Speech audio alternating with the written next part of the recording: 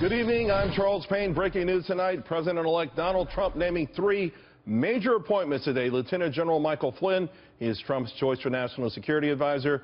Congressman Mike Pompeo, Trump wants him to head our CIA. And Senator Jeff Sessions will face confirmation from his own chamber to become the Attorney General. Now, Flynn and Sessions were by Trump's side throughout the primaries.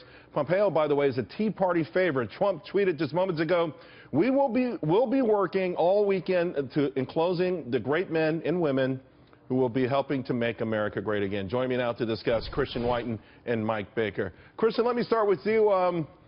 So much speculation over all 3 of these particular jobs. How do you feel about it? Obviously, to a degree, Donald Trump rewarding loyalty, but everyone's saying all 3 great qualified people. Yeah, I'm particularly excited. I think they are very qualified. More importantly, on 2 big issues, there's a pattern among all 3 men, and that is, first of all, they are reformers, and second of all, they are forward thinkers, very strong thinkers on radical Islam. That, I think, is the common thread if you look at it. They've said things that I think most Americans would think are patently true, but that are not politically correct about the threat posed by the Islamist political ideology about radical Islam and the threat it poses to the United States. But all of these men also have a streak for reform, for challenging government bureaucracy, whether that bureaucracy exists at the Pentagon or at other agencies. So very strong picks, I think. Mike Baker, again, national security at the forefront. It was really a huge issue in the election. Unfortunately, it's been in the headlines far too often. Are you confident that we're going to see a major change with these 3?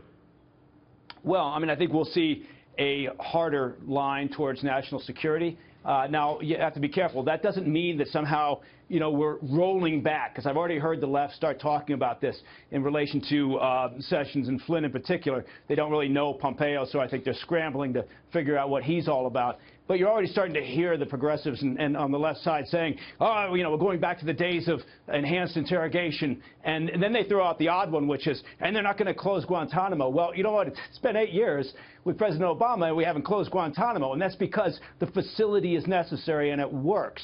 I've also heard talk about how we're going to go back to, you know, targeting the terrorists and picking up detainees. Well, we should hope that we do, because that's how you gather operational intelligence. And, you know, the drone program that President Obama has engaged in over the past several years, you'd be hard-pressed to be able to say we're going to ramp that up, because he's taken it about as far as you can go. So I'm encouraged by the picks. I think the CIA director pick, based on my experience over at the agency, I think it's a very good one.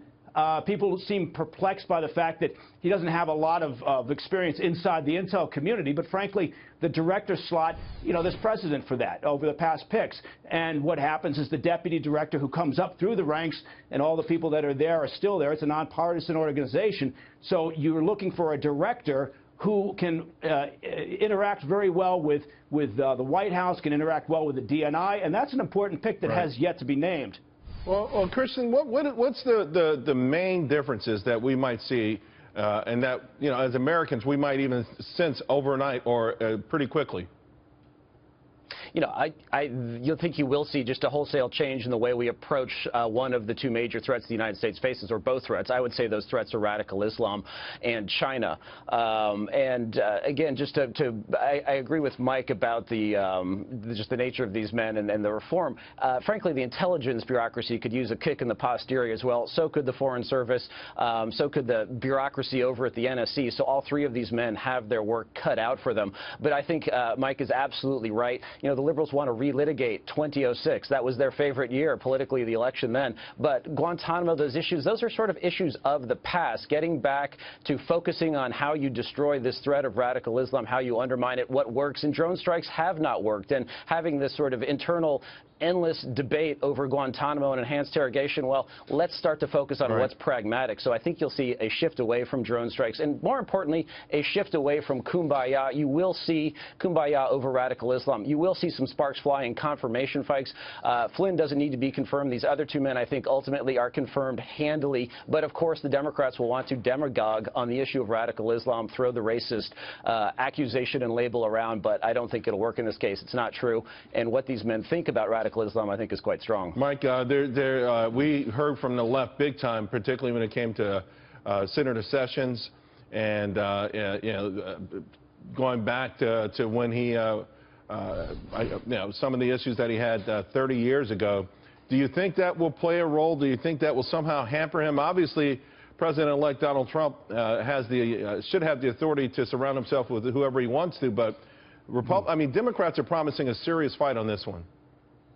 Well, you're already seeing it from sort of their sycophants in the mainstream media. I mean, all day today has been nothing but, a race to see who can get out there first and say that Michael Flynn has been offensive towards Muslims in the Muslim community around the world, that, Senator Sessions made some comments 30 years ago. We already know what their strategy is going to be.